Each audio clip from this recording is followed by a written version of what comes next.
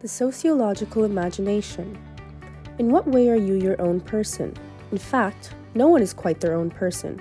Who we are and what we do is in large part influenced by who we are. And what we do is in large part influenced and often determined by where, when, and amongst whom we live and interact with. Neither the life of an individual nor the history of society can be understood without understanding both. Wouldn't you agree? Coined by Charles Wright Mills, the sociological imagination refers to inhibiting a quality of mind that enables its possessor to connect his or her private troubles to public issues. What are private troubles and public issues? Well, there's a strong tendency in liberal democracies to perceive human behavior in terms of individual characteristics, abilities, choices, and preferences.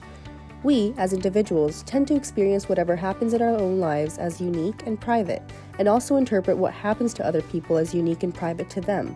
These are seen as private troubles. Sociologists, on the other hand, are more interested in the relationship between what happens to individuals in their lives and the larger processes of social, economic, and political change that lie underneath or behind those happenings. The discipline of sociology encourages us to look for the social processes and structures that give a generalized pattern to those private troubles and thus turn them into public issues. Let's take a simple example: unemployment. When one person is unemployed, that is a private trouble. However, when 3 million people are unemployed, then it's a public issue. In a nutshell, the sociological imagination can be thought of as the ability to connect personal experience to historical forces, and as a form of awareness of the relationship between the individual and society, as well as a curiosity about how our individual activity impacts and is impacted by broader social forces. An individual often reflects the image of the society he or she is in. Let's delve deeper and consider alcoholism and drug addiction from a societal perspective as an example. In doing so, we reflect the state of the society in what Mills referred to as sociological imagination, and only then can we begin to understand how and why certain individuals are alcoholics or drug addicts. Drug addiction and alcoholism can be perceived as a response to various stresses in society. Whether it be crime rates, war, famine, or unemployment, they're all interrelated.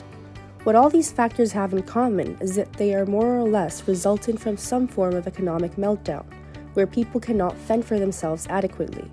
Substances, illicit or otherwise, are commonly used as coping mechanism.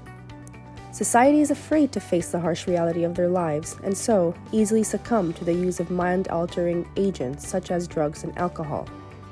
What's the point of understanding the sociological imagination?